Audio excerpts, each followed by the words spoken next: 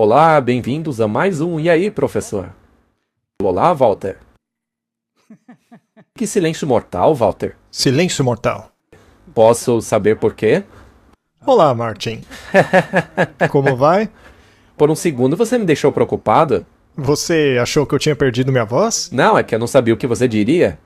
Bem, eu tenho coisas muito interessantes a dizer hoje. O assunto é muito importante. É verdade. Eu acho bom contextualizar para que não reste nenhuma dúvida. Sabe, as pessoas não entendem o quanto esses caras nos dão trabalho. Sim, porque tudo acontece no último segundo. E aí, lá vamos nós, correndo para juntar tudo e fazer um programa sobre o assunto mais recente. É bem trabalhoso. Sim, é verdade. Bem, você quer comentar o cenário aí no fundo ou quer orar já? Bom, antes, deixe-me falar um pouco sobre o cenário aí atrás. É um assunto muito sério. Como você já deve ter percebido, nós intitulamos o programa de hoje de O Segundo Cerco. E isso é, claro, uma referência ao cerco de Jerusalém. Aquele cerco ocorreu em torno da cidade, mas antitipicamente, dentro da cidade, deveriam estar aqueles que guardam os mandamentos de Deus e a fé de Jesus. Correto? Então, é sobre este conflito que vamos falar. É muito interessante. Mas antes de chegarmos lá, primeiro temos uma história para contar e aí sim vamos orar. Sim, por favor. Na verdade, é apenas um comentário. Sim. Conte-nos sobre o que estamos mostrando aí na tela. Bom, como as pessoas podem ver, este é o novo Papa, o Leão XIV. E nós estávamos preparando este programa quando esse vídeo apareceu. E a gente pensou, nossa, isso é muito interessante. Será um vídeo muito bom de se incluir o programa. Mas eu não sei exatamente como aconteceu, mas a gente viu um outro vídeo no mesmo canal do YouTube. E naquele havia uma descrição de que o vídeo havia sido feito por inteligência artificial. Aí a gente foi assistir de novo esse vídeo. E era feito por inteligência artificial. Então é importante que as pessoas fiquem sabendo disso. É um vídeo de um discurso, né? Fale sobre isso. Bom, no vídeo, o presidente de Burkina Faso, e recentemente fizeram muitos vídeos sobre esse homem, mas no vídeo, este homem aparentemente escreve uma carta ao novo Papa. E o novo Papa se dirige a ele com relação a essa questão da colonização da África. Exato. E o discurso deixou as pessoas sem palavras. Sim, elas ficaram impressionadas. O vídeo já tem mais de 1 milhão de visualizações. Isso, quase 1 milhão.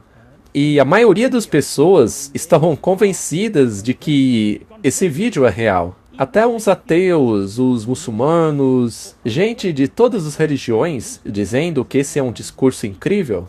É verdade? Se não fosse pelo fato do discurso ter sido gerado por inteligência artificial. Agora, se esse discurso teve influência de outras fontes, não sabemos. A questão é que ele é muito bem escrito, ele é muito bem feito. Existem algumas reviravoltas que provavelmente teríamos que analisar de um ponto de vista mais amplo, e não só do ponto de vista político, mas também do religioso, para dizermos se isso é legítimo ou não. Mas a questão não é essa. O fato é que esse vídeo foi gerado por inteligência artificial e não é baseado em fatos. Exatamente. E vale salientar que não conseguimos perceber imediatamente que isso foi inteligência artificial. Sim, tem gente que bate o olho e percebe, mas a maioria não é assim. E essa informação está tão escondida que você tem que procurar por ela, e a maioria não faz isso, apenas aceita. Portanto, isso pode servir de alerta para a nossa audiência. Pois é, eles filmaram o Papa verdadeiro falando, mas mudam o que ele está dizendo com a sua boca. E o mais importante a lembrar é que eles podem fazer isso com qualquer pessoa. Sim, e é isso que queremos que as pessoas percebam. Então, eles podem fazer isso com você e comigo. Amanhã as pessoas podem ver a minha imagem dizendo na internet, dizendo que eu estou abandonando tudo aquilo que já ensinei até hoje. Mas isso seria inteligência artificial? Está muito longe da verdade. Sendo assim, as pessoas precisam entender que não podem simplesmente aceitar tudo que é exibido hoje na internet. Vamos colocar um pouco o vídeo aí, só para as pessoas verem como é que está a coisa. E aí sim, vamos tratar do assunto de hoje. A Sua Excelência, o presidente Ibrahim Draf, presidente da Nação Soberana de Burkina Faso, filho do defensor do solo africano de seu povo. Que graça e paz sejam multiplicados a vocês através da sabedoria, da coragem e da verdade. Recebi sua carta não como um comunicado político, nem como uma exigência ecoando pelos canais diplomáticos, mas sim como um grito da alma, poderoso, baseado em princípios e doloroso. Muito bem, Martin. Agora que já mostramos às pessoas que elas têm que tomar cuidado com o que assistem, procurando certificar-se de que as fontes são legítimas e que as informações estão corretas, vamos começar o assunto de hoje, intitulado O Segundo Cerco. E para isso, precisamos de oração. Oremos. Pai nosso que estás no céu, somos muito gratos por este programa, especialmente por podermos fazê-lo num momento como esse. Pedimos uma bênção especial, ilumina as nossas mentes e esteja conosco com o Espírito Santo e abençoe a todos que estão assistindo em nome de Jesus. Amém. Amém? As pessoas podem estar inclinadas a dizer: lá vem esse pessoal de novo fazendo sensacionalismo. Mas pode ser que sim, Martin, nós não sabemos. Nós não somos profetas. A gente não consegue prever o futuro. Podemos simplesmente fazer o melhor que pudermos com as informações à nossa disposição. Nós podemos olhar para a profecia e tentar achar algumas correlações. E se a correlação com a profecia e o que está acontecendo hoje se encaixar bastante, então eu acho válido soarmos o alarme. Eu também acho. Há uma diferença entre fazer sensacionalismo e soar um alarme. Eu acho que existe uma pequena diferença, porque no primeiro caso a intenção é ruim, mas soar um alarme é prudência. Exato. E se este alarme acorda as pessoas, ainda melhor. Então, vamos falar sobre este segundo cerco, antitipicamente contra aqueles que guardam os mandamentos de Deus e a fé de Jesus, porque é isso que diz o livro do Apocalipse. A Bíblia diz que o diabo ficou irado contra eles e foi fazer guerra. Bom, vamos direto ao assunto, não é, Martin? Houve 2 cercos antes da destruição de Jerusalém, no ano 70 d.C. Segundo as fontes históricas, sejam elas quais forem, descobriremos que a história confirma que foi exatamente isso que aconteceu. Se formos aos tempos do Antigo Testamento, quando Nabucodonosor destruiu o templo pela primeira vez, houve também uma primeira incursão, onde ele tirou os cativos, a família do rei, o que incluía Daniel e os seus amigos, que foram levados cativos, e aí houve um cerco que acabou destruindo totalmente a cidade de Jerusalém. Agora vamos avançar no tempo, vamos para a destruição do segundo templo. Jesus disse que o templo seria destruído e que não restaria pedra sobre pedra. Ele alertou os seus discípulos que, quando vissem a abominação da desolação, mencionada pelo profeta Daniel, e a gente já fez um programa sobre isso, Acho que foi muito bom, foi providencial. A gente nunca planeja. Não planejamos essas coisas, mas a gente ora sim, pedindo orientação. Mas eu acredito que o Espírito Santo impressiona as pessoas a respeito do que deveríamos estar falando. Muito bem, houve 2 cercos. Vamos dar uma olhada nos 2 cercos. Estamos aqui citando o livro Grande Conflito. E como eu já disse, isso pode ser corroborado por fontes históricas. Então, não é algo que estamos tirando da nossa cabeça. Nenhum cristão pereceu na destruição de Jerusalém. Cristo deu um aviso aos seus discípulos e todos os que acreditavam em suas palavras aguardaram pelo sinal profético. Quando virdes Jerusalém cercada de exércitos, disse Jesus, este é o texto paralelo em Lucas 21, sabei então que a sua desolação está próxima. Então os que estiverem na Judéia, fujam para os montes, e os que estiverem no meio dela, saiam. Muito bem, esta foi a advertência.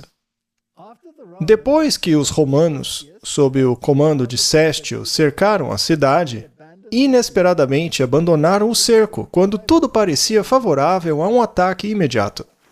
Então Sestio chegou com o seu exército. Eles iriam tomar Jerusalém. Mas aí ele recebeu uma certa mensagem e acabou indo embora. Vamos ler mais um pouco. Os sitiados estavam desesperados. Eles estavam a ponto de se render quando o general romano retirou suas forças sem a menor razão aparente. Mas a misericordiosa providência de Deus estava direcionando os acontecimentos para o bem do seu próprio povo. O sinal prometido havia sido dado aos cristãos que aguardavam, e agora uma oportunidade era oferecida a todos os que quisessem obedecer à advertência do Salvador. Os eventos foram tão ordenados que nem os judeus nem os romanos poderiam impedir a fuga dos cristãos. Nós não precisamos ler tudo, podemos resumir. Bem, os zelotas pensaram, esta é a nossa oportunidade de nos livrarmos dos romanos de uma vez por todas. Os zelotas eram os hebreus que queriam livrar-se de qualquer jeito da opressão romana. Entendi. Curiosamente, um dos discípulos era zelota também. Sim, lembre-se de que eles tinham essa noção em mente, de que a nação judaica se ergueria para governar o mundo todo. Mas eles estavam sendo governados. Isso não se encaixava na expectativa teológica deles. Então, enquanto o exército do primeiro cerco se retirava, eles atacaram os romanos, destruindo-os pela retaguarda. Os romanos conseguiram fugir com muito esforço, sofrendo pesadas perdas. Você pode imaginar a raiva que eles ficaram? Acho que Roma não gostou disso. Não. Eles ficaram completamente furiosos. Então decidiram cercar novamente a cidade para se certificar de que isso jamais aconteceria de novo. Mas entre estes dois cercos, houve um período de 3 anos e meio. E durante este período, os cristãos entenderam o que significava este primeiro cerco. E ao virem os romanos indo embora, entenderam que este era o sinal que Jesus havia dado para que fugissem de Jerusalém. Já os judeus estavam tão ocupados lutando com os romanos que nem se deram conta da saída dos cristãos. Sim, porque os judeus estavam indo com tudo para cima dos romanos. Exatamente. E assim, os judeus se esqueceram dos cristãos e todos estes escaparam. Muito bem. Então, o cerco foi retomado 3 anos e meio depois, sob o comando do general Tito. A cidade foi investida na época da Páscoa, quando milhões de judeus estavam reunidos dentro de seus muros. Seus estoques de provisões, que, se fossem cuidadosamente preservados, teriam alimentado seus habitantes por anos, foram destruídos anteriormente por causa de ciúmes, vingança e facções conflitantes. E agora todos os horrores da fome eram vivenciados. Uma medida de trigo era vendida por 1 talento. As pessoas estavam com tanta fome, Martin, que roíam os próprios cintos e os seus escudos, porque para eles não havia mais esperança. Foi uma destruição terrível. Há uma grande advertência nisso daí. O estoque de provisões deles havia se esgotado. Sim, temos que prestar atenção a esses detalhes. A história nos diz que milhares pereceram de fome e doenças. Os afetos naturais pareciam ter sido destruídos. Centenas roubavam suas esposas, esposas seus maridos, e filhos eram vistos arrancando comida da boca de seus pais idosos. A pergunta do profeta, pode uma mulher esquecer-se do seu filho que ama? Mas por que, Martin? Por que aconteceu isso? O que Jesus quis dizer com a sua casa será deixada deserta? O resultado foi isso. Eles rejeitaram a Cristo e ele honrou a escolha deles. Eles não estavam mais sob a sua proteção. Já os cristãos deram ouvidos ao aviso de Jesus e foram embora. Então, após o final daquele terrível cerco, que provavelmente acabou em um sábado, os exércitos romanos queimaram o templo e o ouro derreteu e correu entre as pedras.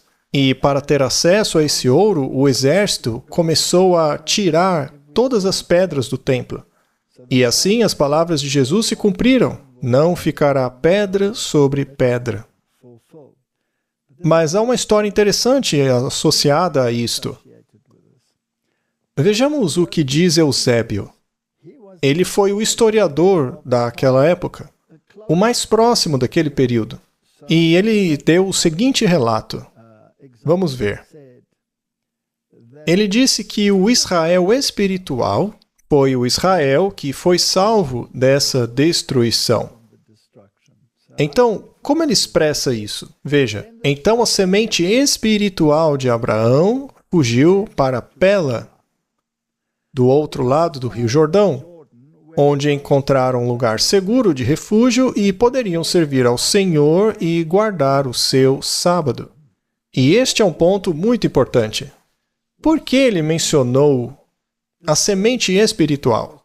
Afinal, hoje temos o dispensacionalismo circulando entre todas as igrejas, que afirma que há uma semente literal, que é Israel literal, e depois a igreja cristã. Mas a igreja cristã, de acordo, é claro, com essa teologia, será arrebatada, e somente os judeus serão associados ao reino messiânico aqui na terra. É claro que isso é completamente antibíblico. Esta é uma doutrina jesuíta que foi inserida entre os cristãos de hoje. Mas a questão é que todos os que estão em Cristo, de acordo com a Escritura, é semente de Abraão e herdeiro segundo a promessa. E é muito interessante que ele diga que eles não só encontraram um porto seguro, a semente espiritual, o Israel espiritual, ou seja, aqueles que estavam em Cristo e aceitaram-no como Messias, mas também que eles poderiam continuar a guardar o sábado. Vamos nos aprofundar um pouco mais nessa questão. E veja, isso aí é história, só estamos citando a história. Se formos a Pela atual, claro, as ruínas da antiga Pela são apenas ruínas, estão lá no sítio arqueológico da cidade, né? Mas esse é o lugar para onde eles fugiram. E a arqueologia revelou que o sábado do 7º dia continuou a ser guardado pelos cristãos. Os cristãos guardavam o sábado lá em Pela até o século IV. Bem, isso nega a historinha que as pessoas acreditam hoje, de que já no 1º século os cristãos guardavam o domingo. A arqueologia nega isso. Não há nada na Bíblia que afirme que os cristãos guardavam o domingo. Isso não existe. Mas onde entra essa questão do sábado para nós? Vamos dar uma olhada nessa profecia novamente. Nós já fizemos um programa inteiro sobre ela, né? Mas vamos lá. Jesus alertou seus discípulos sobre a iminente destruição de Jerusalém. E essa profecia, estando em Mateus 24, tem uma dupla aplicação. Isso porque os discípulos pediram a Jesus não apenas os sinais da destruição de Jerusalém, mas também da vinda de Jesus. Exatamente. É por isso que este capítulo cobre os dois eventos. Então, estudemos novamente esses versículos apenas para esclarecer. Mateus 24:15. Pois quando virdes a abominação da desolação prevista pelo profeta Daniel estar no lugar santo, e quem lê entenda, então os que estiverem na Judéia fujam para os montes. Muito bem, então este era o sinal de que eles deviam fugir. Certo. Mas o que era esse lugar sagrado? Temos que analisar isto. O que era esse lugar santo? Em Lucas 21:20 temos um texto paralelo. É uma versão diferente da mesma questão. Diz assim: E quando virdes Jerusalém cercada de exércitos, sabei que a sua desolação está próxima. Então, a Bíblia chama a este cerco do exército romano de a abominação da desolação. Exatamente, era o cerco romano. Isso está na Bíblia. Exato, muito bem. Então, quando a Bíblia fala de uma abominação, significa idolatria, e nós já falamos sobre isso. A abominação das nações que os rodeavam eram as suas divindades pagãs. Os romanos sempre marchavam sobre um estandarte. Este era um estandarte pagão. Mas o que era essa coisa especial que aconteceria quando este estandarte, este exército, que era uma abominação, ou seja, uma idolatria, e que, no fim das contas, levaria à destruição? Veja, qual era a questão importante ali? O que aconteceu quando eles fugiram para Pela? Fugiram para guardar o sábado. Fugiram para guardar o sábado. Quando os romanos sitiaram a cidade, eles montaram estandartes ou bandeiras nos quais eram retratados seus deuses pagãos. Estes estandartes foram plantados em uma área ao redor das muralhas da cidade, conhecidas como o solo sagrado. Lugar santo, Martin. Mas veja, não deve ser confundido com o lugar santo do templo, que é o primeiro aposento do templo. Não era lá. O exército estava fora dos muros. Do lado de fora da cidade. Este é o mesmo evento encontrado no livro de Mateus, que diz: portanto, quando virem a abominação da desolação predita pelo profeta Daniel estar em lugar santo, e quem lê que entenda, então os que estiverem na Judéia fujam para os montes. Muito bem, vamos falar sobre este lugar santo. Por que era chamado assim? Por quê? Esta era uma área de alguns quilômetros em torno da cidade. Mas o que havia de sagrado ali? Bom, temos que voltar à Bíblia para o tempo de Neemias. Ao lermos o livro de Neemias, vemos que uma das últimas reformas introduzidas foi a reforma do sábado. Ele percebeu que os mercadores, os comerciantes, chegavam a Jerusalém no dia do sábado para vender suas mercadorias. E ele repreendeu o povo, porque comprar deles no dia do sábado era pecado. Então ele limpou aquela área ao redor da cidade e ordenou que qualquer pessoa, qualquer comerciante que ousasse entrar naquela área sagrada em um dia de sábado seria exemplarmente punido. Então, houve uma grande reforma na cidade, porque esta área santa colocaria um fim à profanação do sábado. E ele limpou aquela área. E esta área foi limpa com o propósito de guardar o sábado. Portanto, aquele lugar santo que ficava ao redor da cidade foi santificado por causa do sábado. Deu para entender? Muito bem. Então, este ídolo, que é uma abominação, chegaria para profanar, porque, afinal, ele não deveria estar naquele lugar santo. Ele se colocaria num lugar onde nunca deveria estar. Ele iria fazer o que não deveria ser feito ao redor da cidade de Jerusalém. O que esse ídolo faria? Ele violaria um preceito. Então, tem que ver com a questão do sábado, porque era dele que se tratava esse lugar santo. Vamos analisar um pouco mais fundo. Vejamos esta afirmação feita pelo Espírito de profecia.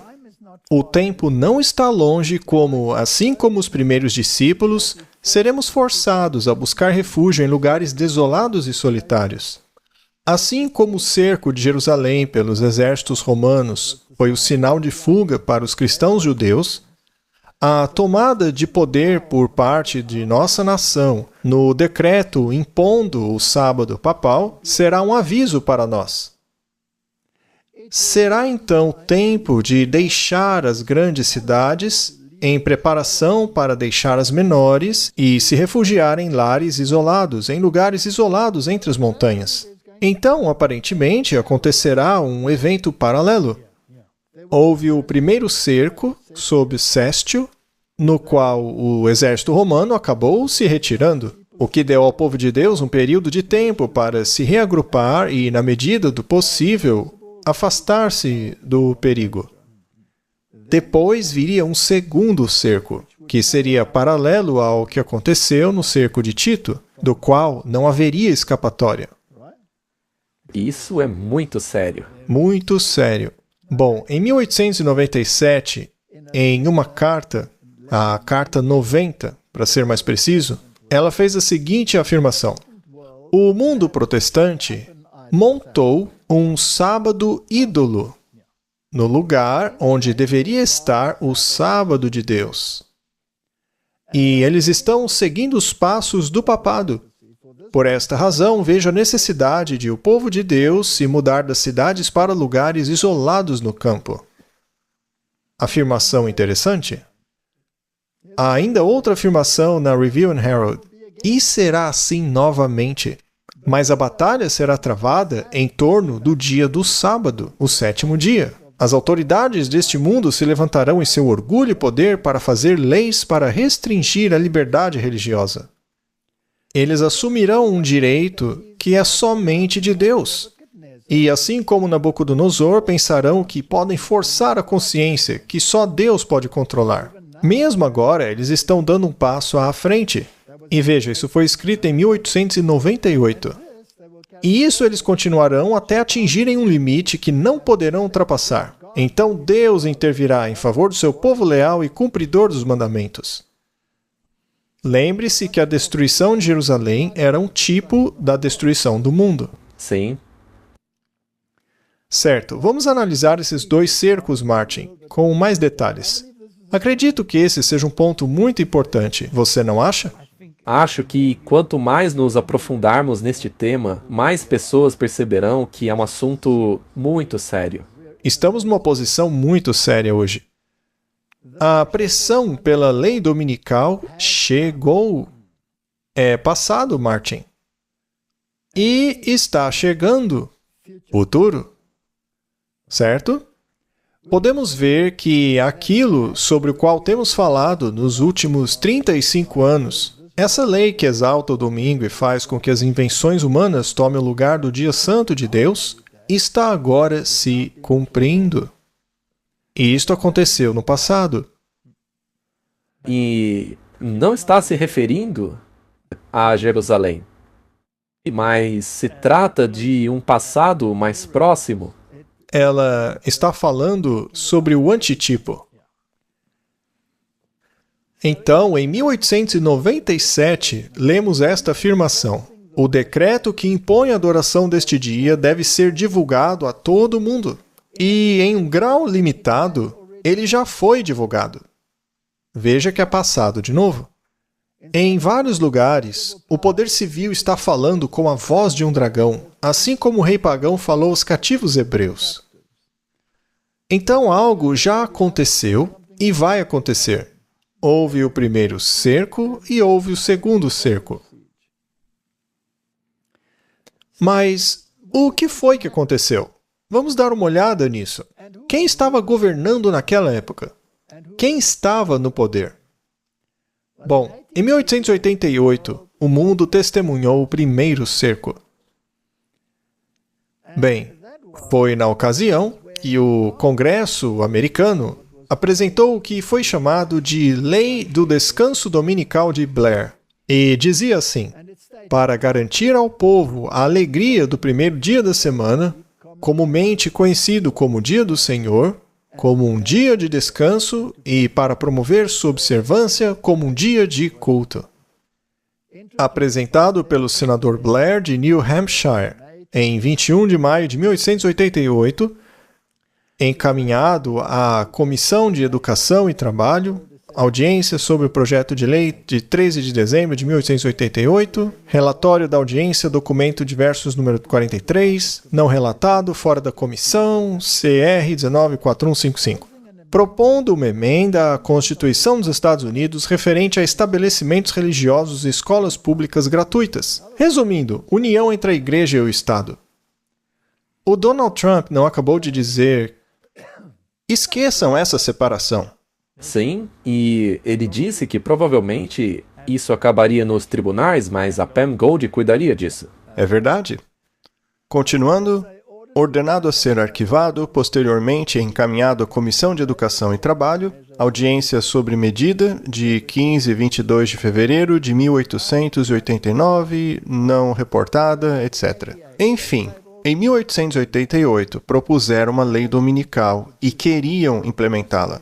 Mas o interessante é que o estopim disso foi uma feira econômica que representava não apenas os Estados Unidos, mas todas as nações. Todas estavam lá participando daquele encontro. E a questão que levantou-se foi: será que essa feira deveria funcionar aos domingos também? Aí eles aproveitaram a oportunidade para dizer: não, não pode, o domingo é sagrado, isso deveria ser lei. Entendi? E aqueles que se opuseram a isso foram presos. Já havia processo, então.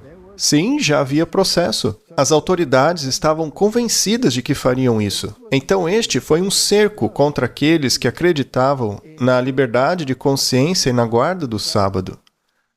Agora, um homem chamado Alonzo T. Jones, que por acaso era um adventista, e junto a ele outro homem chamado Elliot J. Wagner, haviam um pouco antes disso, em uma grande questão dentro da nossa igreja, estabelecido a ênfase na justificação de Cristo. E isso é muito importante. Claro, funciona em conjunto. As coisas caminham juntos. Em outras palavras, não fomos salvos por nossas obras. E, assim, não somos salvos pela observância da lei. Nossa justiça vem de Cristo e somente de Cristo. Este é o nosso passaporte para o céu, e não as nossas obras. Mas veja, isso foi totalmente independente desse projeto de lei das chamadas leis azuis, as Blue Laws. Quando esse projeto veio à tona, o T. Jones fez um discurso magnífico, que tocou tão profundo que o projeto de lei das Blue Laws falhou miseravelmente em consequência. Então ele foi ao Congresso. Sim, ele fez um discurso perante o Congresso. E o projeto de lei Blair fracassou. Figurativamente, então, o exército basicamente recuou diante desta aparente derrota. Mas sabemos que, como era de se esperar, eles já estavam planejando um segundo cerco, sob Tito, aonde ocorreu a destruição final. Então, não há um terceiro ou quarto cerco, apenas um segundo. Mas o que aconteceu depois? Vamos detalhar um pouco mais o que aconteceu naquela época. Vamos lá. Naquela época, foi organizada uma organização chamada a Aliança do Dia do Senhor. Ok. E esta Aliança do Dia do Senhor era uma organização que tinha que trabalhar entre os povos e em vários níveis para garantir que o domingo fosse reconhecido como dia oficial de descanso e que essa derrota ou desistência não se repetisse. E chega a ser curioso como eles veem essa coisa do dia do Senhor como importante. E, claro, para eles é o domingo. Mas, como é de se esperar, a Igreja Católica definiu o dia do Senhor como domingo sem usar uma palavra da Bíblia para essa alegação. Simplesmente dizem que o dia do Senhor é o domingo. Mas, como eu disse, não há uma palavra na Bíblia que afirme isso. Pelo contrário, o único lugar na Bíblia que define o que é o dia do Senhor está lá em Isaías capítulo 58, onde diz que o sábado é o dia do Senhor e deve ser tornado honroso. Portanto, a Bíblia reconhece apenas o sábado como o dia do Senhor.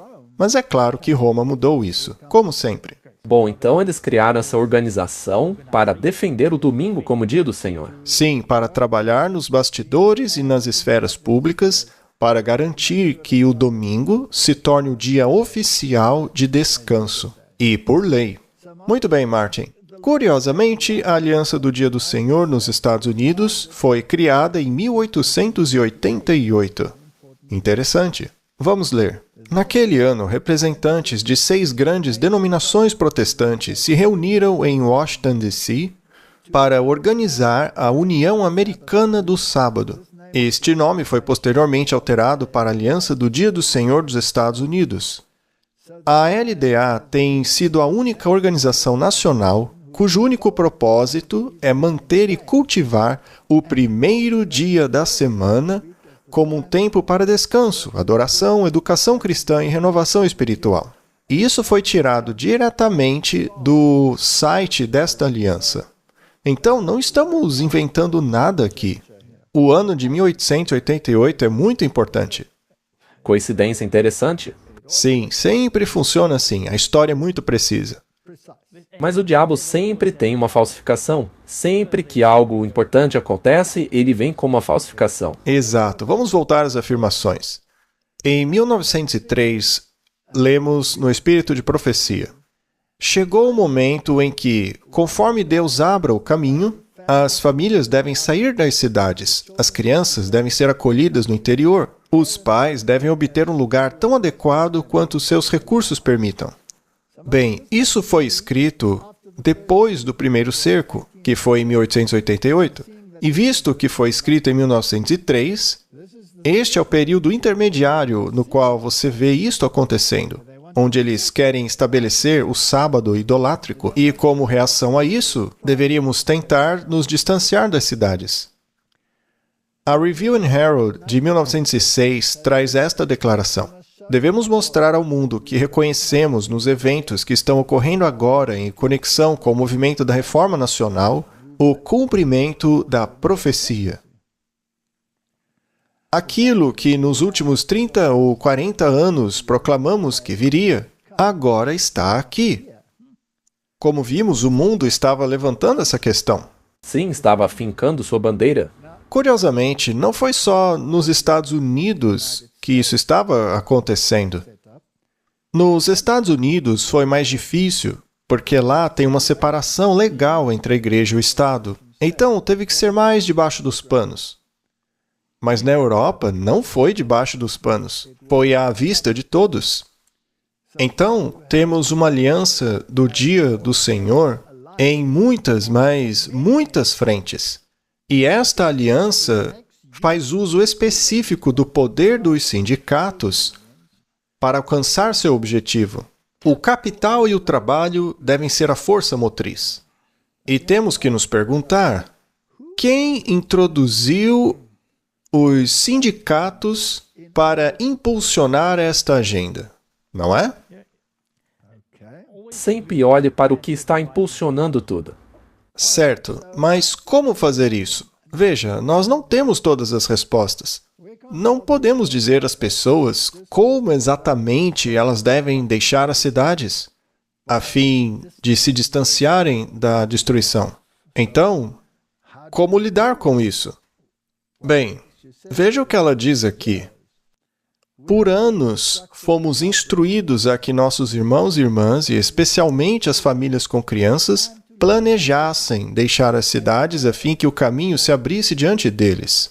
Muitos terão que trabalhar arduamente para ajudar a abrir o caminho. Isso é importante, porque a gente já sabe, como sempre acontece, que muitas pessoas vão fazer perguntas para a gente sobre isso. Quando eu devo sair? Como vou sair? Já devíamos estar saindo. Isso é algo evidente.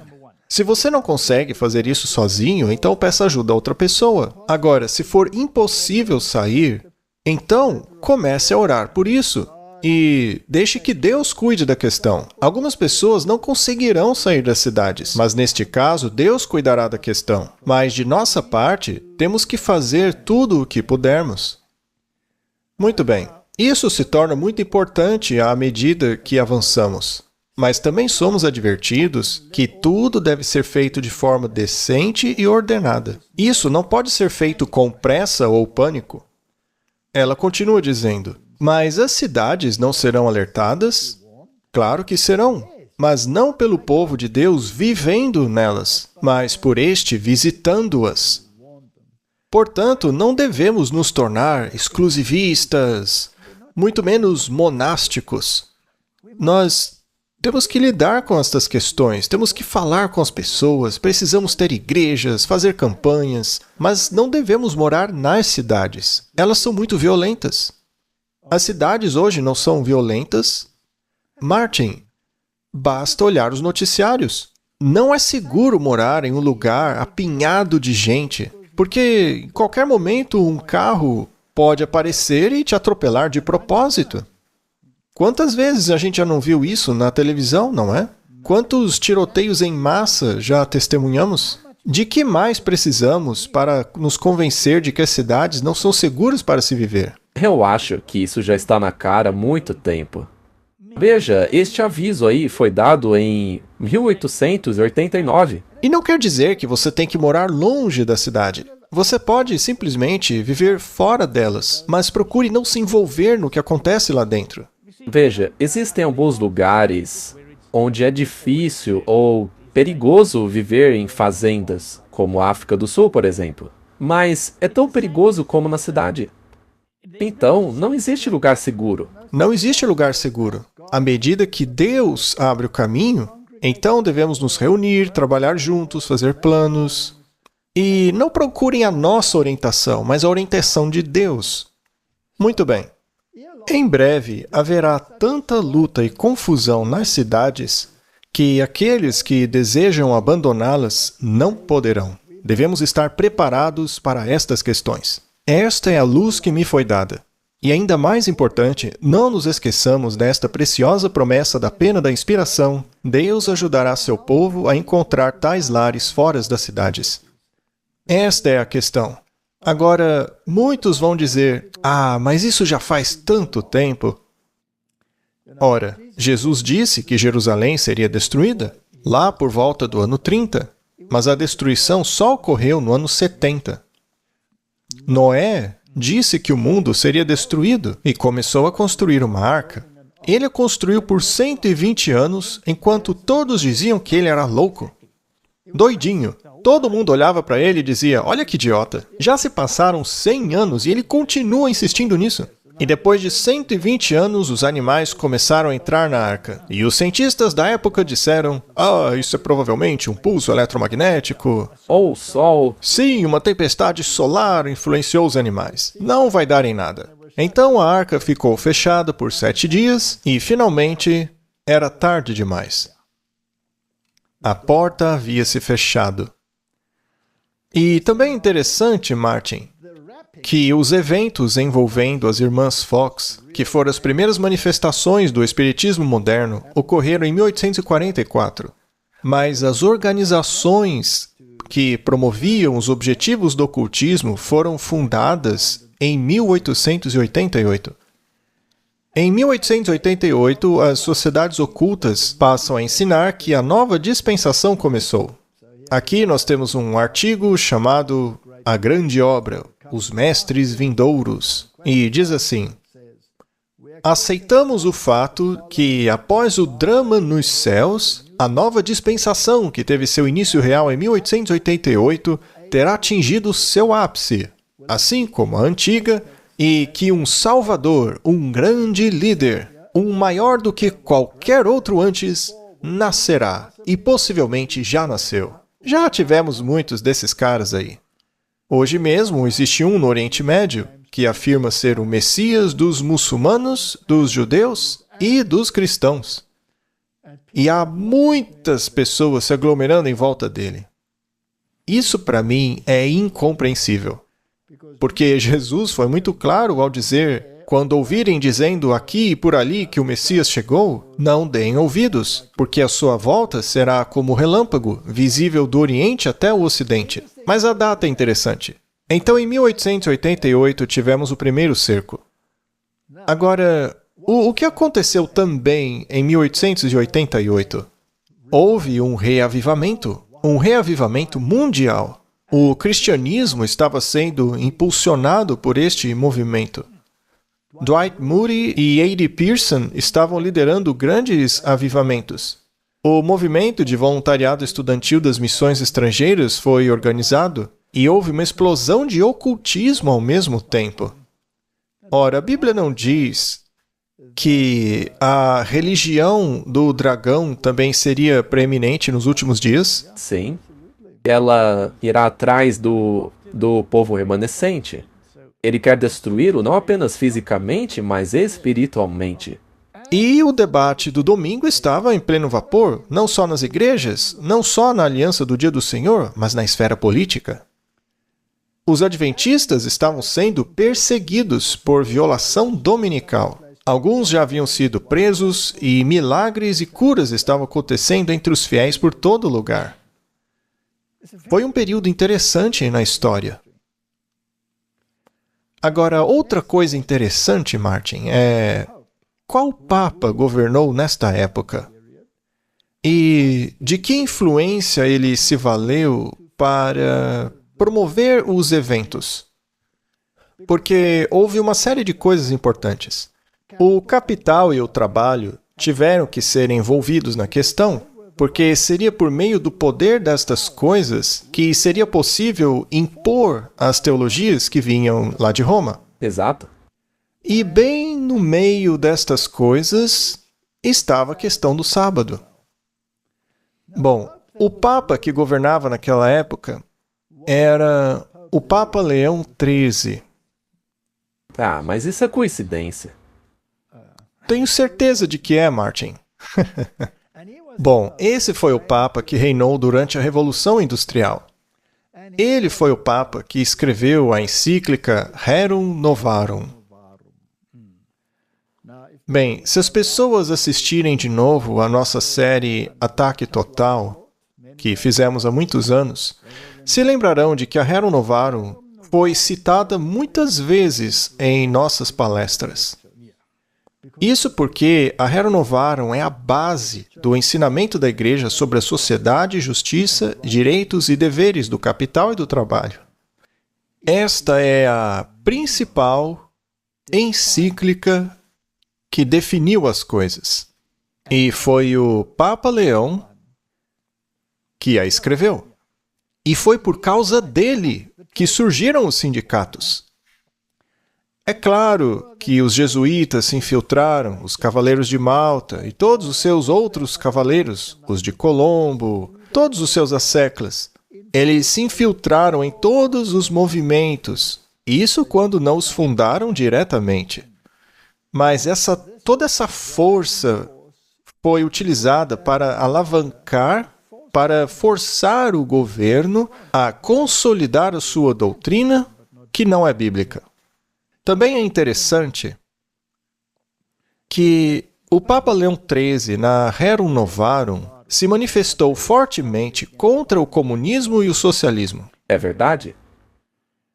Mas, ao mesmo tempo, os jesuítas disseram abertamente que sua forma preferida de governo era o fascismo. O fascismo é o governo e a indústria unidos em parceria pela comunidade. Essa é a definição.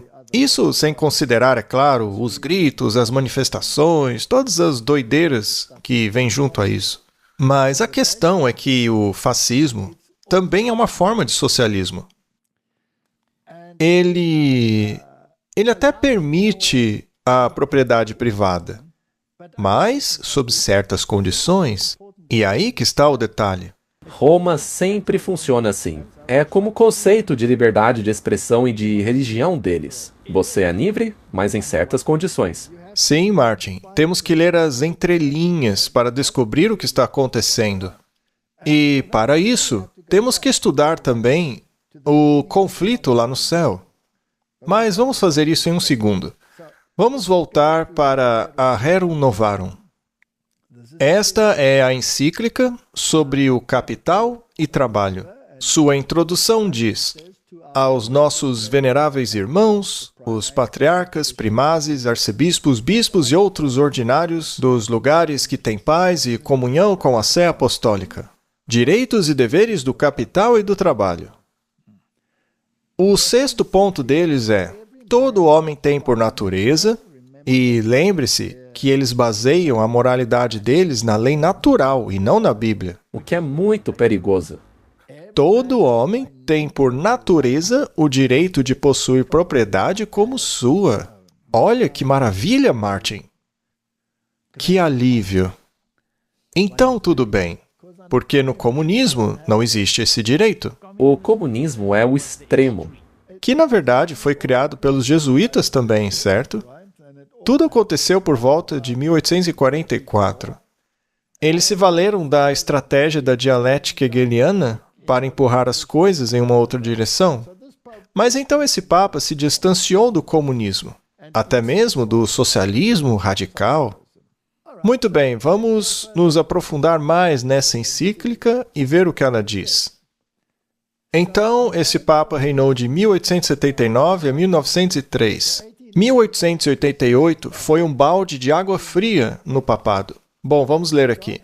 Em relação à Igreja, sua cooperação nunca será considerada insuficiente, seja qual for o tempo ou ocasião, e ela intervirá com um tanto maior efeito quanto mais irrestrita for sua liberdade de ação. Que isso seja cuidadosamente levado a sério por aqueles cuja função é salvaguardar o bem público. A Igreja estava restringida, o que significa que ela não podia se mover como gostaria. Isso por causa da separação entre Igreja e Estado. Então ela tinha que se adaptar, e ela foi para uma outra direção aqui. Ela criou alavancas para ter um pouco mais de espaço de ação, correto? E esta encíclica foi escrita em 1891, no 14º ano do nosso pontificado, e nosso com N maiúsculo. Lembre-se de que o papado afirma ser uma divindade. Ele assume na Terra o lugar de Deus. Portanto, todas as prerrogativas de Deus, segundo os próprios escritos da Igreja, são prerrogativas dela. Todos os títulos atribuídos a Deus e a Jesus, ela atribui a si mesma. Vamos analisar isso um pouco melhor.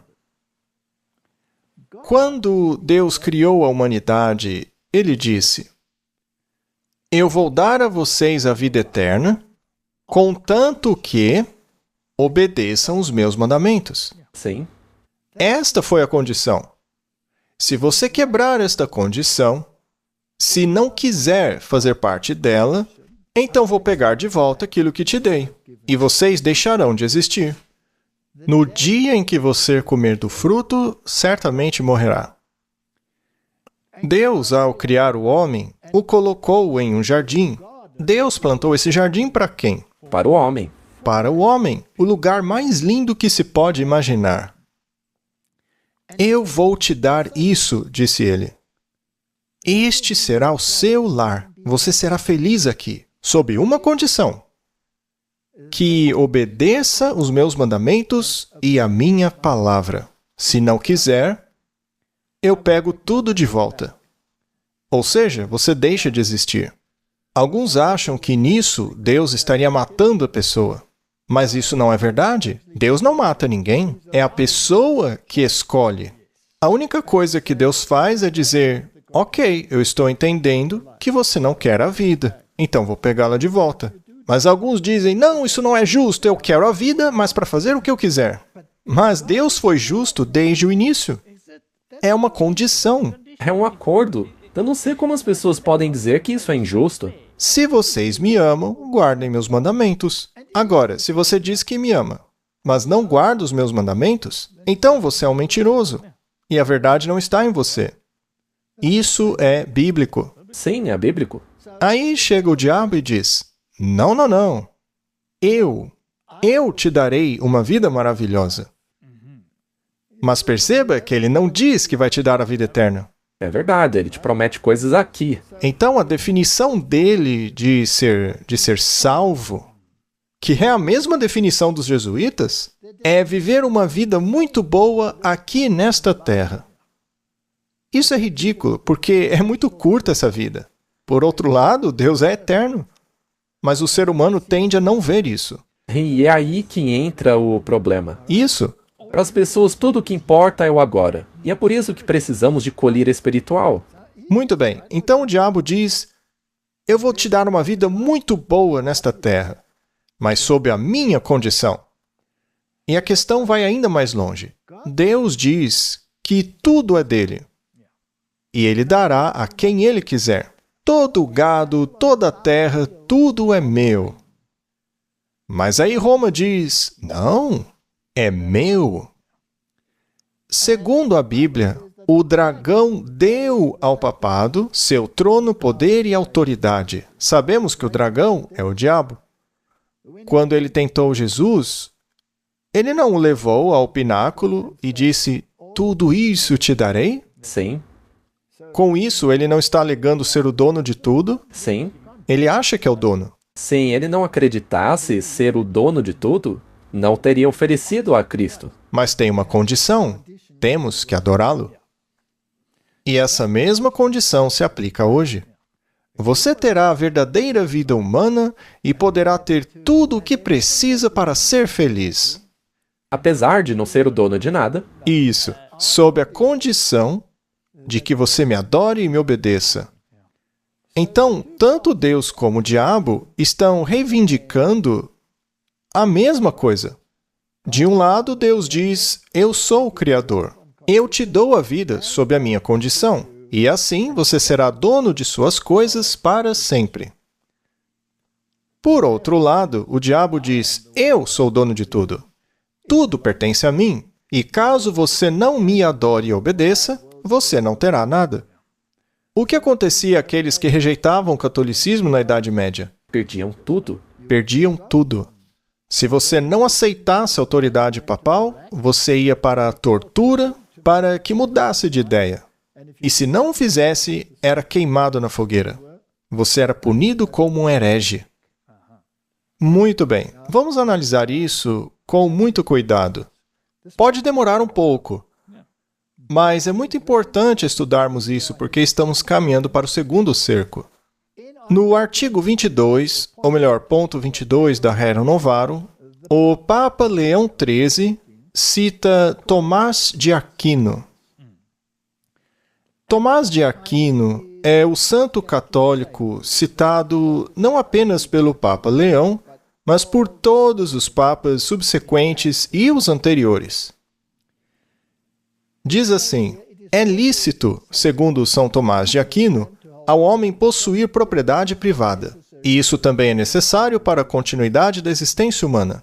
Mas, se a pergunta for feita, como devem ser usados os bens de alguém, a Igreja responde sem hesitação nas palavras do mesmo santo doutor, o homem não deve considerar seus bens materiais como seus, mas como comuns a todos, de modo a compartilhá-los sem hesitação quando os outros estiverem em necessidade. Então já tem uma pequena ressalva aí, não é? Vamos ver o direito canônico, para entendermos no que isso implica. De acordo com o direito canônico, o controle de todas as propriedades do Estado eclesiástico romano pertence ao Papa, seu imperador supremo. É por isso que ele conseguiu desenhar o mapa da América do Sul e dizer, tá bom, essa parte aqui da América do Sul vamos chamar de Brasil e dar aos meus fiéis administradores. Portugal, você pode cuidar, eu deixo. Vá lá, tome conta do país. Curioso que eles não eram chamados de colonizadores, não é? E a outra parte da América do Sul vamos entregar ao meu outro fiel administrador, a Espanha. Vamos chamá-la de Argentina. E assim várias porções foram dadas a Portugal, outras para a Espanha, para que controlassem. E curioso que ele não os chama de colonizadores. É verdade? Mas isso é só um detalhe. Tudo bem. Vamos ler John Robbins, do livro Megalomania Eclesiástica. Ele diz assim, a doutrina católica da propriedade privada encontra eco no regime comunista do século XXI, no slogan comunista, a cada um conforme sua capacidade, a cada um conforme sua necessidade. Então a necessidade transforma os seus bens em bens de todo mundo. Sim. Por exemplo, se eu estiver em necessidade, eu posso simplesmente ocupar uma casa sua que você não esteja morando, e você não pode me tirar de lá. Por exemplo, tente fazer isso em Londres ou em qualquer outro lugar. Se alguém invadiu sua propriedade, é muito difícil tirar a pessoa de lá por meio da lei. E Tomás de Aquino, na sua Suma Teológica, também escreveu, Como os bens de alguns são devidos a outros pela lei natural, não é pecado quando o pobre se apropria dos bens do seu próximo. Isso contraria diretamente o mandamento de Deus. Isso é roubo. Nos casos de necessidade, todas as coisas são propriedade comum, de modo que não é pecado pegar aquilo que é do outro, pois a necessidade a tornou em bem comum. Se você mora na África do Sul, você sabe exatamente o que isso significa e do porquê as autoridades estão basicamente algemadas, sem poder fazer nada a respeito. Ele continua dizendo: apropriar-se daquilo que é do outro não é pecado e nem crime. Então eu posso me apropriar do que eu quiser em um supermercado e ir embora sem que ninguém possa fazer nada. Afinal, é a minha necessidade? É lícito a um homem atender sua própria necessidade por meio da propriedade do outro, tomando-a aberta ou secretamente. Eu nem preciso fingir que não estou fazendo isso. Eu só vou lá e pego o que é seu. Isso não é roubo ou furto. Não é roubo, propriamente falando, tomar secretamente e usar a propriedade do outro em caso de extrema necessidade, porque aquilo que ele está tomando para o sustento de sua vida torna-se sua própria propriedade por causa da necessidade. E em caso de necessidade semelhante, um homem também pode tomar secretamente a propriedade do outro para socorrer seu próximo em necessidade. Suponha que você tenha 3 televisões e eu não tenho nenhuma. Eu posso simplesmente entrar e pegar uma, porque eu preciso. E se eu tiver um amigo que também precisa de uma, vou pegar mais uma. E se eu for bonzinho, posso até deixar a última para você. E isso não é crime, não é pecado, porque afinal de contas eu preciso assistir a novela. Eu estou sendo sarcástico, mas essa é exatamente a realidade do nosso mundo.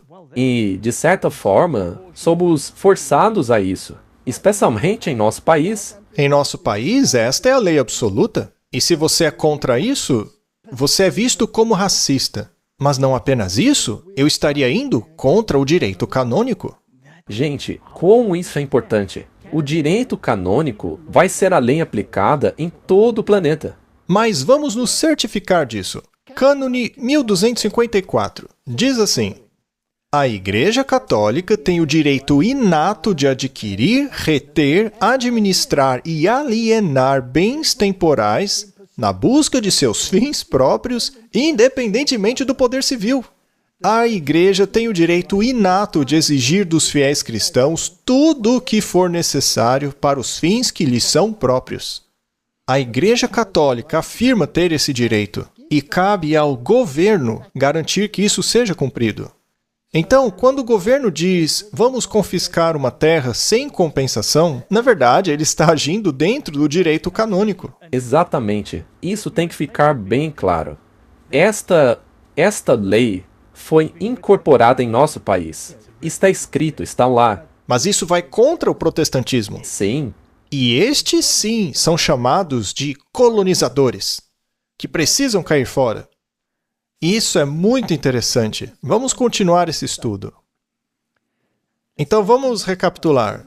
Graças a essa encíclica foram criados os sindicatos, as ferramentas, a aliança do Dia do Senhor, e nesta encíclica Rerum Novarum, o domingo desempenha um papel extremamente importante.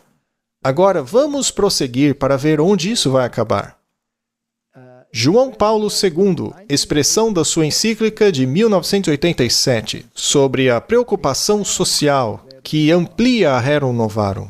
Ele mesmo disse isso. Veja, é necessário reafirmar o princípio característico da doutrina social cristã. Os bens deste mundo são originalmente destinados a todos.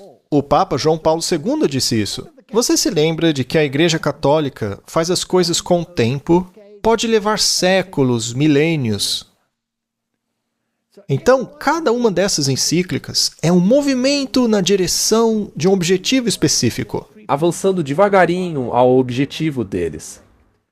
O direito à propriedade privada é válido e necessário, mas não anula o valor deste princípio. A propriedade privada, na verdade, está sob uma hipoteca social. Ou seja, o que é seu não é seu. Tem que cumprir uma função social.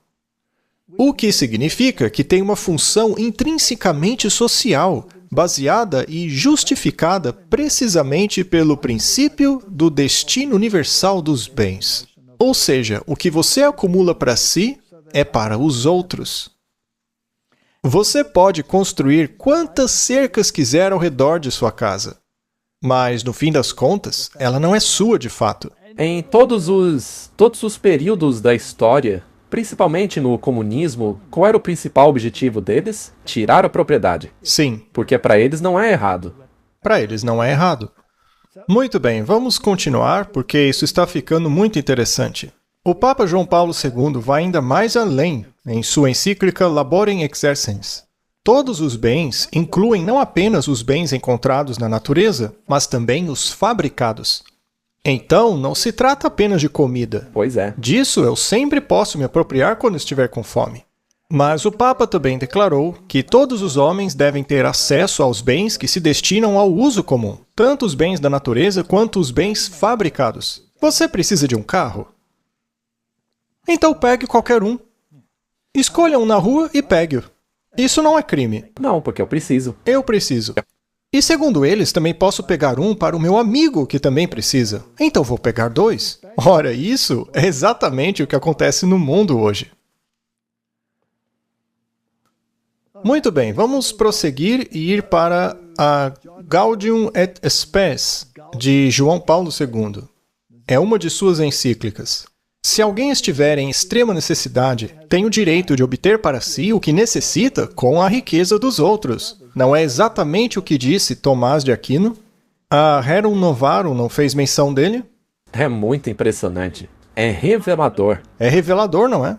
Visto que há tantas pessoas prostradas pela fome no mundo, este sagrado concílio exorta todos, tanto indivíduos quanto governos, a se lembrarem do aforismo dos padres: alimente o homem que morre de fome, porque se você não o alimentou, você o matou.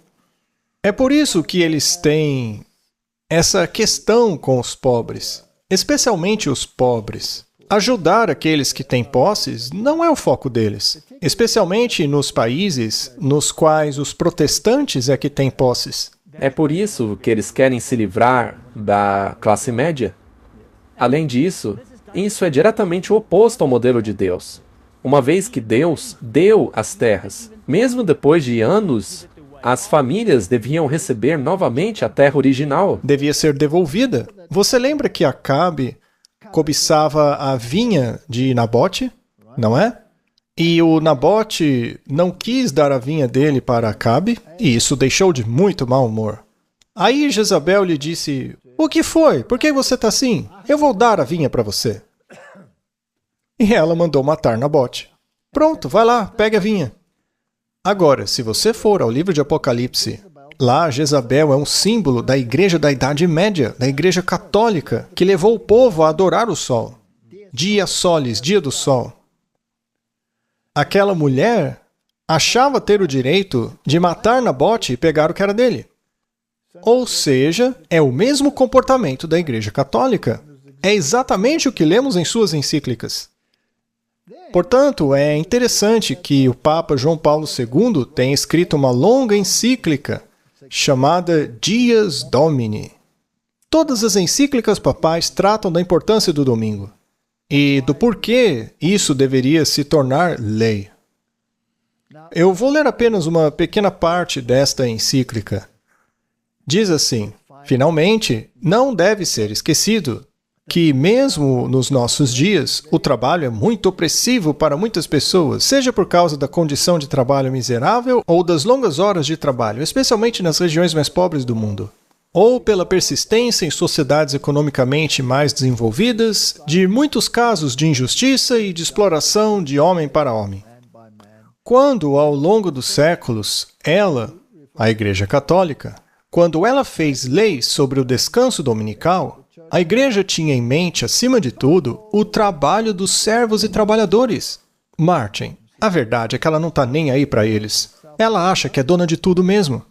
Certamente, não porque esse trabalho fosse menos digno de comparação com as exigências espirituais da observância do domingo, mas sim porque necessitava de maior regulamentação para aliviar seu fardo e assim permitir que todos guardassem o dia do Senhor Santo. Agora veja só o que ele diz. Nesse sentido, meu predecessor, o Papa Leão XIII, em sua encíclica Rerum Novarum, falou do descanso dominical como um direito do trabalhador que o Estado deve garantir. Portanto, a Rerum Novarum, que trata do capital e do trabalho, é sobre a sacralidade do domingo. O Papa João Paulo II aborda essa questão, e todos os outros papas também, a fim de avançar essa questão, e ninguém percebe isso. Mas é natural que ninguém se oponha a isso, porque no fim das contas, todo mundo já está aguardando o domingo. Sim, já compraram a ideia. Agora veja o ponto 67 da encíclica. Portanto, também nas circunstâncias particulares de nossa época, os cristãos naturalmente se esforçarão para garantir que a legislação civil respeite o seu dever de guardar o domingo. Ele não está pedindo uma lei dominical. Sim, Ele quer a regulamentação do domingo. ele mesmo disse. Não foi o Donald Trump que se curvou e ajoelhou diante de uma imagem do João Paulo II? Sim, dentro do santuário, aquela grande igreja que foi construída para Como um protestante pode fazer isso? Então, Martin, este é o ponto. Certo. Agora vamos nos aprofundar ainda mais. Ele então consolidou isso no Catecismo da Igreja Católica.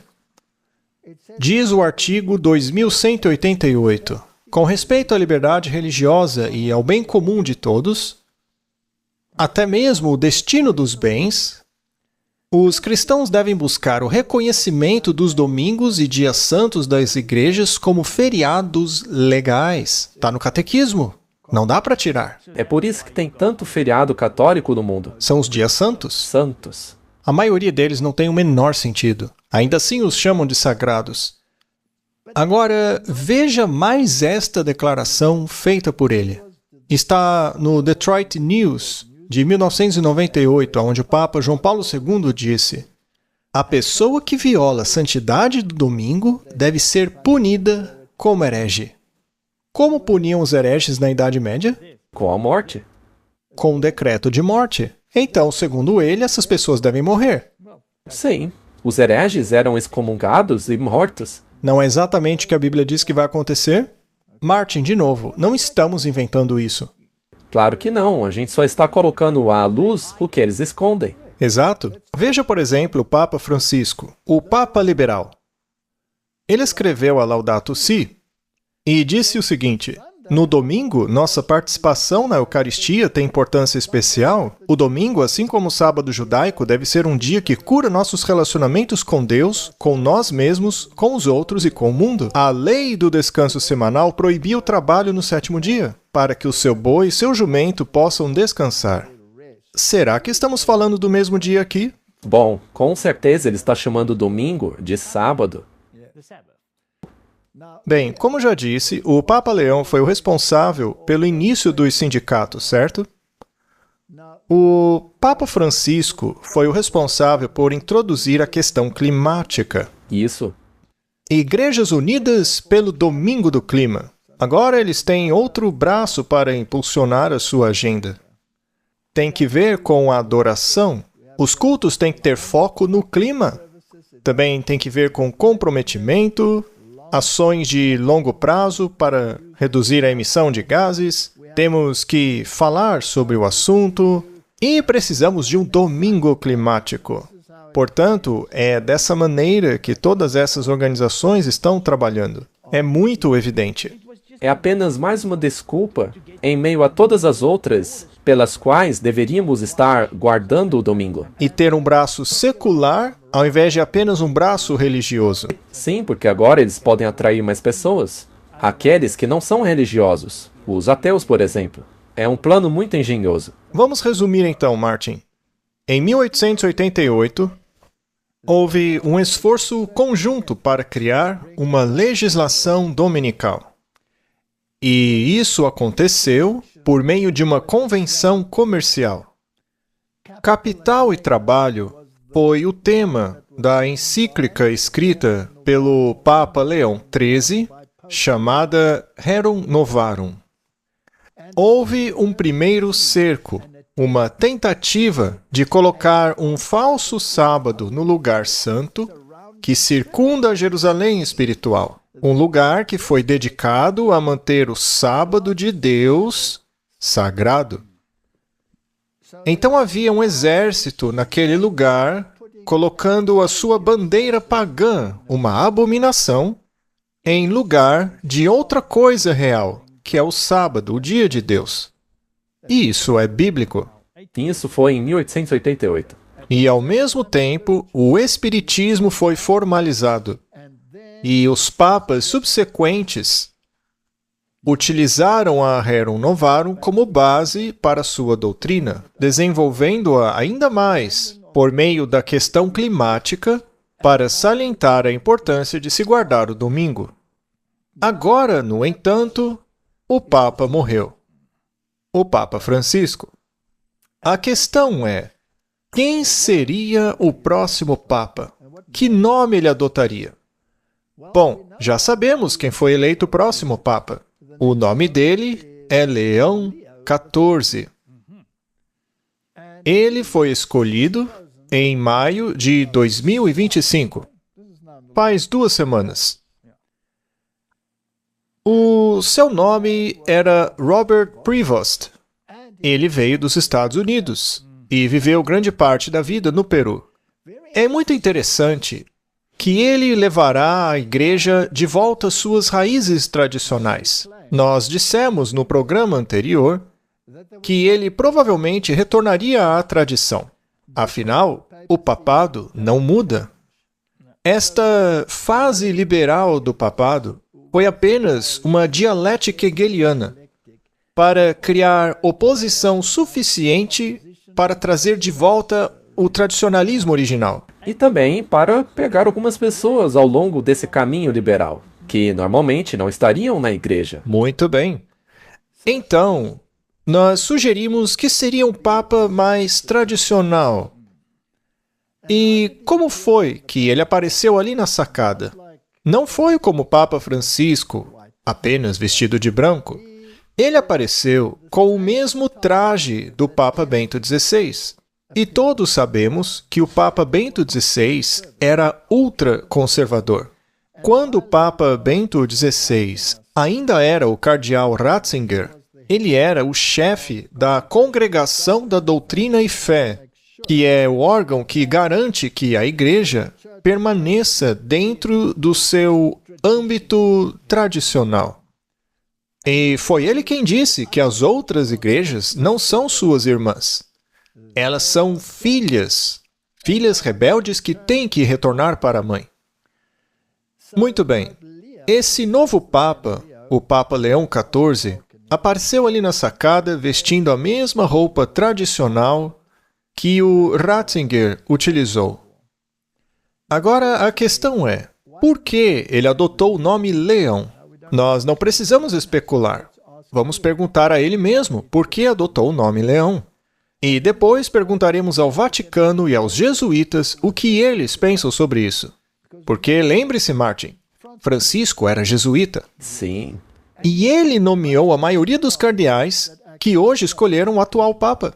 Ele foi o primeiro e provavelmente o único Papa jesuíta. E os jesuítas conhecem a agenda melhor do que ninguém. Se eles desempenham um papel liberal ou conservador, isso é apenas fachada. Eles sabem muito bem aonde querem chegar. O resto é teatro jesuíta. Vamos perguntar ao novo Papa por que ele escolheu o nome Leão.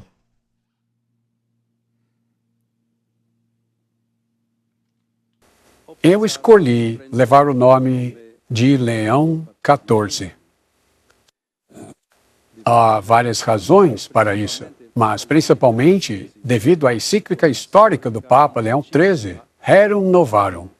Por meio dela, ele abordou a questão social no contexto da primeira grande revolução industrial.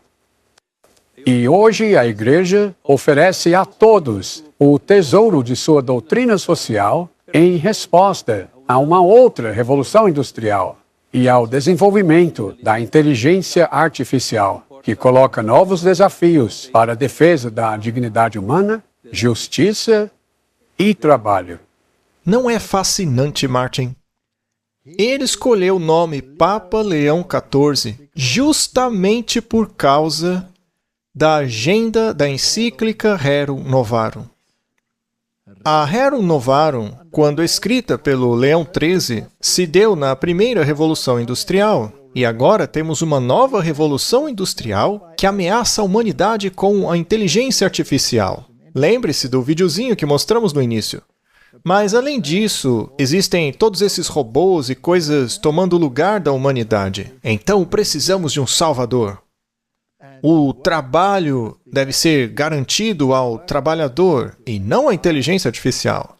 E muitos estão preocupados em como colocarão comida na mesa se a inteligência artificial assumir o controle. Então, é necessário que os sindicatos se envolvam nessa questão. E a mentalidade que conduzirá esses sindicatos será a Rerum Novarum, que, por sua vez, pede um decreto dominical. Então, Martin, se o Papa Leão XIII foi o Papa do primeiro cerco, seria este o Papa do segundo cerco, com o mesmo nome e objetivo? Eu não vejo outra explicação. Olha, biblicamente parece correto e até óbvio. Durante a sua posse, ele conduziu a igreja de volta à liturgia mais tradicional, não foi? Os tradicionalistas ficaram todos felizes. Mesmo na primeira missa que ele conduziu, ele não a fez metade em latim? Sim, ele conduziu metade dela em latim. Não foi inteira, mas foi um passo nesta direção. Além disso, o papado foi dedicado a Maria, logo no primeiro dia. Isso é muito significativo. Vamos dar uma olhada bem rápida na posse dele, onde, é claro, ele recebeu o Anel do Pescador, que é exclusivo do Papa. É feito especialmente para o Papa reinante. E se ele morrer, esse anel é destruído e outro será feito. Ele é o selo papal. Ele é também o anel que as pessoas beijam. Isso tem algo de espiritual? A autoridade dele é espiritual? Com certeza, é um símbolo de sua autoridade. Vamos dar uma olhada na posse dele. Que, aliás, não foi nada tradicional, porque ele não usou a tiara papal, que é a tríplice coroa, né? Mas ele usou a pele de cordeiro, como pastor, e o anel do pescador. O Papa Leão XIV foi empossado com uma cerimônia em Roma no fim de semana, em que reuniu líderes globais para marcar a ocasião memorável. A nomeação do Papa Leão XIV marca um retorno às raízes da Igreja Católica. O novo Papa confirmou em reunião com o corpo diplomático do Vaticano que a família é fundada na união estável entre homem e mulher. Esta posição está muito longe da bênção do antigo Papa à comunidade LGBTQIA+, o que está preocupando muito os católicos liberais. Você viu que eles disseram que ele levará a igreja de volta à tradição. Então, estamos vendo aí uma igreja que quer ser como sempre foi, o que seria a cura total da ferida. Eu li um comentário nos contrapondo, porque dissemos que a ferida foi curada quando Mussolini devolveu os Estados Papais em 1929. Mas esse foi o início da cura, porque daí em diante eles recuperaram seu poder político. No entanto, os outros aspectos do seu poder ainda não foram estabelecidos. A cura dessa ferida é contínua até estar completa. Sim, a cicatrização final da ferida será quando a Igreja e o Estado se unirem e começarem a legislar juntos. E é muito importante que ele tenha dado ênfase à família, porque na encíclica do Papa Francisco, a família é associada ao descanso dominical. O que eles querem é um descanso dominical sincronizado, a fim de atender à necessidade das famílias do planeta.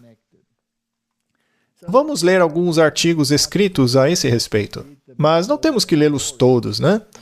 A BBC fez a seguinte pergunta: quem é Robert Prevost, o novo Papa Leão?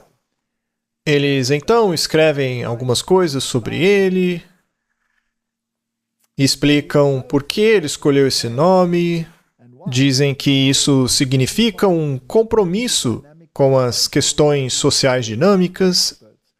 O primeiro pontífice a usar o nome Leão, cujo papado terminou em 461, encontrou-se com Átila, o Huno, e o convenceu a não atacar Roma.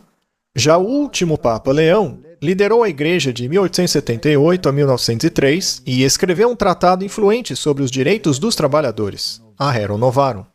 Portanto, Martin, estas são as questões envolvidas, e nós falamos sobre elas. Mas sabe de uma coisa? Eu quero saber o que o Vaticano tem a dizer. O que disse o Vaticano? O tempo de Leão XIII e o nosso. Isso foi tirado diretamente das notícias do Vaticano. E diz assim: o professor de história Donald Prudlow fala com Notícias do Vaticano sobre o Papa. A escolha do nome Leão XIV foca nas semelhanças entre os desafios enfrentados por Leão XIII no século XXI, assim como no mundo em que nos encontramos hoje. Reunindo-se com o Colégio de Cardeais no dia seguinte à sua eleição, o Papa Leão XIV explicou parte do motivo da escolha do seu nome papal. Há diferentes razões para isso, disse ele antes de explicar que escolheu o nome Leão, principalmente porque o Papa Leão XIII, em sua histórica encíclica Rerum Novarum, abordou a questão social no contexto da primeira grande revolução industrial. Em nossos dias, continuou ele, a Igreja oferece a todos o tesouro de sua doutrina social. Eles também têm outro tesouro que tira as pessoas da prisão, não é, Martin? Ou melhor, do purgatório. Nada disso é bíblico. Ainda assim, é fascinante que o Vaticano confirma que a agenda é exatamente essa. E lembre-se, o domingo é parte dessa agenda. O Estado deve garantir isso, de acordo com o próprio João Paulo II e a encíclica Rerum Novarum. Mais uma vez, eles reiteram que foi por causa da Rerum Novarum que o nome foi escolhido. Essa encíclica é em defesa da dignidade humana, da justiça e do trabalho. E a inteligência artificial é a nova ameaça do trabalho. Eles então perguntaram algumas coisas para esse Dr. Prudlow. O senhor pode falar um pouco sobre o que o Papa nos disse sobre a conexão entre os tempos de Leão XIII e os nossos tempos? Aí vemos na resposta dele que o primeiro Papa reinou durante 1888, o primeiro cerco, né? E ele disse assim: o Papa Leão XIV nos explicou por que escolheu essa opção, especialmente em referência à sua grande carta da doutrina social da Igreja, a encíclica Rerum Novarum, de 1891. Sabe, é impressionante que tenhamos falado sobre isso na série Ataque Total. E foi uma grande parte dela. Foi um dos assuntos centrais. O que eles estão fazendo com essa encíclica Rerum Novarum, Martin? Eles a estão transformando em um frenesi. Agora, veja só, vamos continuar. O Papa Leão XIII garantiu que iria com a sabedoria da Igreja, com a sabedoria de São Tomás de Aquino, que ele tão fortemente apoiou, também por meio da prática do rosário. A gente viu também que esse Papa aí é muito forte no rosário. Exatamente. Há 10 Ave-Marias para cada Pai Nosso. Mas a Bíblia diz que não há outro nome pelo qual sejamos salvos. Não existe outro mediador. Não se pode chamar Maria de corredentora. Não se pode chamá-la de mediadora. Não podemos chamá-la de coadvogada de Deus, porque a Bíblia diz que há apenas um. E a Bíblia diz que ela nasceu debaixo da lei, ou seja, condenada pela lei. Mas eles dizem que não, ela não era. Pois é. Ela foi declarada imaculada ao nascer. Ela escapou da natureza caída de Adão. Mas isso não é bíblico. É puro paganismo. Em relação a Rerum Novarum, como você disse, ela fazia parte do contexto de uma visão abrangente da doutrina social católica. Porém, os papas seguintes a adotaram, especialmente a Rerum Novarum. E aí ele menciona o Papa Pio, depois o Papa Paulo VI, depois o João Paulo II, depois o Bento XVI, todos eles. Então, Martin, isso aí vem se acumulando, se desenvolvendo vagarosamente, como um relógio. Não importa se o Papa é liberal, conservador. É como a política. Não importa quem vença. Só estão desempenhando um papel. E então eles dizem, Martin, que agora realmente fecharam o ciclo. E esse é o Vaticano falando. Eu quero salientar o que eles disseram. Estamos fechando o ciclo. Martin, todos sabemos que quando você completa um círculo, você volta para onde começou. Aí você completa o ciclo. Por acaso o Papa Leão XIII não começou o movimento dominical? Sim, Ele não escreveu isso em sua encíclica? claramente. Ele não formou os sindicatos e toda a sua doutrina social? E houve uma tentativa de se introduzir uma legislação dominical e organizar o capital e o trabalho de acordo com os ideais dele? Sim, Agora, fechando o círculo, chegamos no início de novo. Não estamos no segundo cerco? não consigo ver de outra forma. Martin, você sabia que depois do segundo cerco vem a destruição do mundo? É claro. Porque uma bandeira pagã será erguida no lugar santo onde não deveria estar.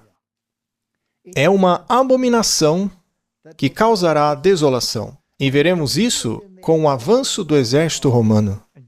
Ouviremos o estrondo das carruagens romanas. Exatamente. Outra coisa muito importante é que, ao virem isto, os cristãos da igreja primitiva fugiram. Antes do segundo cerco. Então temos uma janela muito curta. Muito bem, Martin. Eu sempre quero saber o que dizem os jesuítas, especialmente sobre estas questões. Vamos então ao porta-voz oficial dos jesuítas nos Estados Unidos. Vamos ver o que a revista deles nos diz. A importância do nome. Por que o Papa escolheu o nome Leão XIV? Bem, Martin, ele está falando sobre o direito dos trabalhadores, do Papa Leão XIII. E um dos direitos dos trabalhadores era o domingo, que, segundo eles, o Estado deve garantir. Eles também falam sobre a encíclica Rerum Novarum. Então, veja, todos os jesuítas estão a bordo nesta mesma agenda. A agenda nunca mudou. Então, eles seguem falando da encíclica Rerum Novarum, falam também das outras encíclicas que foram feitas nos anos seguintes, a 40º ano, Mater et Magistra, Pacem in Terris, todas tratando das mesmas questões. Até a Laudato Si e a Fratelli Tutti. Que fala da importância do domingo. Não importa se é um papa liberal ou conservador. A agenda sempre continuou a mesma. Tudo serve o mesmo fim. E é interessante, esta é apenas mais uma evidência de que Roma não muda. Roma não muda. Bom, no último episódio, falamos sobre o projeto 2025. E a Sky News mostrou que cada ponto escrito lá no projeto 2025 está sendo implementado pelo governo Trump, por meio de ordens executivas. Ou seja, essas coisas nem passaram por processos de votação. E aí eles perguntaram, o que vem a seguir? Eles dizem, uma questão que ainda não foi abordada é o foco na família. Bem, o Papa atual disse que esta seria a sua questão. É disso que trata a Rerum Novarum e especialmente, como você disse, a Laudato Si. É tudo sobre família. Eles querem restaurar a família americana. O Papa atual não disse que a família consiste de homem e mulher e que essa é a unidade da família? E não foi o que o Trump disse. Então, o que é necessário para fortalecer a família? Precisamos de um tempo sincronizado juntos, um decreto dominical. Até mesmo o sonho americano, como você mencionou, está enraizado na família, que é a proprietária de um imóvel. Mas sob uma condição social, né? A casa da família não é realmente dela. Vamos ouvir então o que os jesuítas têm a dizer. Esse é um artigo de Brett McLaughlin, que tem as letras SJ logo atrás dele, que significa Sociedade de Jesus, ou seja, é um jesuíta. Ele diz, resgatando o sábado. A observância do domingo como direito humano universal e cooperativismo cívico. Ele então escreve um longo artigo, no qual não entraremos em detalhes, mas aqui ele diz que o modelo de cooperativismo entre religião e Estado permitiria uma legislação civil para proteger o sábado. Infelizmente, ora, isso é tão infeliz para os jesuítas, né? Infelizmente, os modelos de separação ou acomodação predominaram nos Estados Unidos desde a Declaração dos Direitos. Que peninha, separaram a Igreja do Estado. Contudo, felizmente, os regimes cooperacionistas, como o da Alemanha, reconhecem o bem comum universal presente na legislação religiosa. O modelo cooperativista, que coopera com quem, Martin? Com Roma? Está presente na maioria dos países europeus. Ele preserva prontamente a democracia. Então não há problema algum com esses regimes. A tradição judaico-cristã pode ser a fonte da defesa das leis de fechamento dominical, mas o descanso semanal da economia serve a todos os cidadãos. Eles querem um decreto dominical? Com certeza. E ele também diz no artigo, obrigado aos cristãos por estarem fazendo isso por nós. Também obrigado, Donald Trump, por acabar com a separação entre a igreja e o Estado. Martin, estamos vivendo no segundo cerco. Eu acredito que sim. Eu já ouço o estrondo do exército romano. Acredito que o tempo está próximo, quando o ciclo estará fechado, quando o primeiro cerco encontrará o segundo cerco. Martin, será que em breve iremos para casa? Isso seria incrível. Para mansões preparadas pelo próprio Deus para nós. Se, é claro, guardarmos os mandamentos e tivermos a bandeira da fé em Jesus, ao invés da bandeira do paganismo. Lá eles não poderão tomar a sua propriedade. Vamos nos certificar. Sabe, porque as pessoas vão dizer, vocês estão forçando essa metáfora aí. Não. Veja, em 2003, Roma lançou um desafio, no qual afirmou o seguinte: a maioria dos cristãos presume que o domingo é o dia de culto aprovado pela Bíblia. A Igreja Católica Romana protesta isso, alegando que ela transferiu o culto cristão do sábado bíblico, que é o sétimo dia, para o domingo, e que tentar argumentar que essa mudança foi feita pela Bíblia é algo desonesto. É uma negação da autoridade católica. Se o protestantismo quiser basear seus ensinamentos somente na Bíblia, deve adorar no sábado. Não sou eu dizendo, são eles. E por que eles disseram isso? Porque se você não adora no sábado, mas adora no domingo, você está reconhecendo, assim, a autoridade deles em sua vida. Eles mesmos chamam o domingo de a sua marca de autoridade eclesiástica. Martin, o lugar santo, foi estabelecido em Jerusalém para preservar a santidade do sábado. Quando virmos o exército chegando, o exército de Roma, e ao olharmos para a política no momento atual, a Suprema Corte é tudo de Roma. São todos católicos, os protestantes estão apenas se curvando diante do trono do César. Então o exército romano colocará sua bandeira, seu falso sábado, sua abominação, no lugar do verdadeiro sábado de Deus, em um lugar onde não deveria estar, diz a Bíblia. Mas quando fizerem isso, Deus intervirá. Só que o povo de Deus já deve ter saído dali.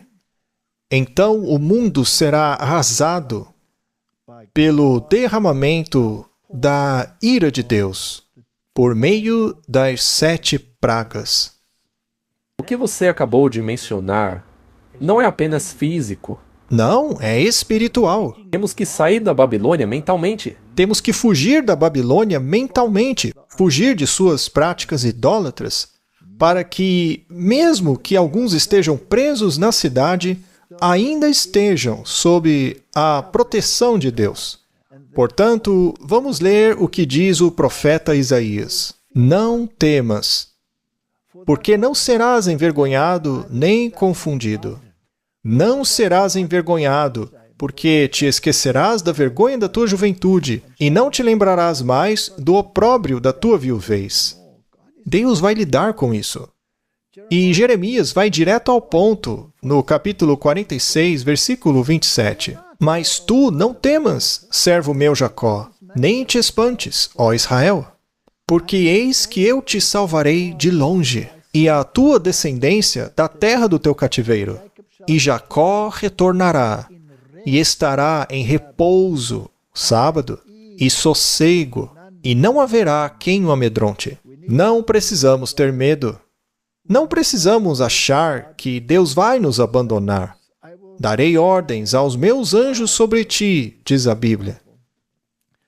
Eu acredito que em breve estaremos no segundo cerco.